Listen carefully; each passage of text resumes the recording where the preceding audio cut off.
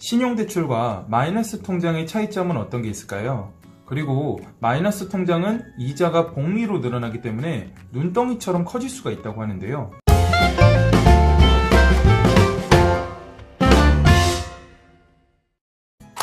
안녕하세요. 시간 날 때 보는 금융 취미생활, 줄여서 시금취의 최인석 지점장입니다. 요즘 시중의 이자가 너무 많이 낮아졌죠. 그래서 저축하시는 분들은 굉장히 좀 재미가 없을 것 같아요. 과거에 비하면 거의 10분의 1 수준으로 떨어졌으니까요. 그런데 반면에 대출을 받는 사람 입장에서는 이 이자에 대한 부담이 적기 때문에 오히려 더 좋을 수가 있는데요. 최근에는 영끌 투자라고 많이 하고 있습니다. 담보대출뿐만 아니라 신용대출 같은 것들을 받아서 주식이나 부동산에 투자하는 사람들이 많이 늘고 있는데, 그 중에서 2030 세대분들의 대출이 급증을 했다고 하고 있어요. 심지어 대출 건수의 3명 중에 1명은 2030 세대라고 합니다. 요즘처럼 이렇게 대출을 많이 받는 현실 속에서 이 신용대출과 마이너스 통장에 대한 기본적인 개념을 잘 알고 계셔야 되겠죠. 특히나 이 마이너스 통장에는 어떤 장단점이 있는지, 그리고 개설하기 위해서는 어떤 방법이 필요한 건지 오늘 설명드리도록 하겠습니다. 오늘 영상도 끝까지 시청하셔서 여러분들의 금융 지식을 한껏 올리는 시간이 되면 좋을 것 같아요. 담보대출이라고 하면은 쉽게 생각하시면 전당포를 생각하시면 될 것 같아요. 내가 담보가 될 만한 물건을 맡기고 돈을 빌려서 나중에 이자 포함해서 갚게 되는 게 담보대출이죠.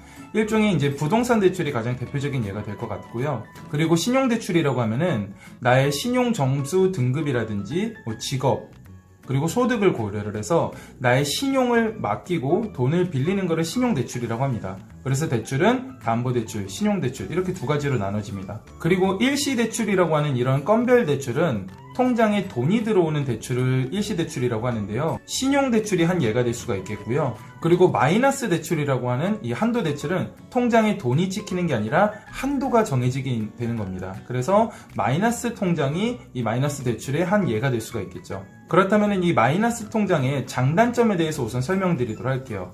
우선 첫 번째 장점은 뭐냐면은 내가 사용한 금액에 대해서만 이자가 부담이 된다는 겁니다. 만약에 1000만 원을 대출받았다고 생각을 하면요, 그 다음 달부터 바로 이 1000만 원에 대한 이자가 빠져나가게 되는데, 이 마이너스 통장 같은 경우에는 1000만 원을 내가 한도를 정해놓도록 하더라도 내가 100만 원을 썼다고 하면은 이 1000만 원이 아닌 100만 원에 대한 이자만 부담하게 되겠죠. 그래서 만약에 1000만 원을 신용대출로 받았을 때 3%라고 가정을 하면은 한 달 뒤에 내가 내야 되는 이자는 25만 원을 납입을 해야 되는데요. 만약에 마이너스 통장으로 1000만 원 한도를 설정해서 대출을 받고, 그리고 그 중에서 100만 원만 사용했다고 하면은 그것의 10분의 1인 25,000원만 한 달 뒤에 이자를 내게 되는 형식입니다. 그리고 두 번째 장점은 중도 상환 수수료가 없다는 게 굉장히 큰 장점이 돼요.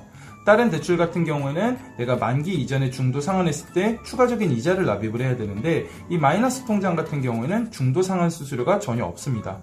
그렇다고 장점만 있는 게 아니라 이제 단점도 있는데요. 첫 번째는 신용대출이랑 비교를 했을 때 이 마이너스 통장의 금리가 한 0.5% 정도 높은 수준입니다. 요새 신용대출이 약 신용 1등급 기준으로 했을 때는 한 2%에서 3%대를 보이고 있는데, 여기에 플러스 0.5% 정도 이자가 높은 게 마이너스 통장이고요. 두 번째 단점은 뭐냐면은 이자가 복리로 불어난다는 거예요. 그래서 만약에 내가 100만 원을 사용을 해서 그거에 대한 이자가 3만 원이었다고 가정을 해볼게요. 그러면은 내가 이 3만 원을 이자를 납입을 하지 않으면은 그 뒤부터는 103만 원에 대한 이자가 빠져나가게 됩니다. 이자에 이자가 붙고 이자에 이자가 붙는 복리의 개념으로 대출 이자를 발생하게 되는 게 마이너스 통장입니다. 그리고 그 외에 여러 가지 특징들을 좀 살펴보면요, 마이너스 통장도 일종의 대출이기 때문에 신용 점수에 영향을 끼칠 수가 있어요. 대출을 받게 되면은 당분간은 신용 점수가 떨어질 수도 있는데요. 물론 연체 없이 잘 납입을 하고 이자를 상환한다면 다시 금방 회복할 수가 있겠죠. 그리고 마이너스 통장은 대부분 1년 만기로 되어 있는데, 만기가 됐을 때 특별한 사정이 있지 않는 한 대부분 자동으로 연장됩니다. 그래서 만기가 되는 시점에 아마 은행원분께서 직접 전화를 오거나 해서 이 연장에 대한 안내를 받으시고 연장을 하실 수가 있습니다. 그리고 또한 금리 인하 요구권이라는 게 있는데요.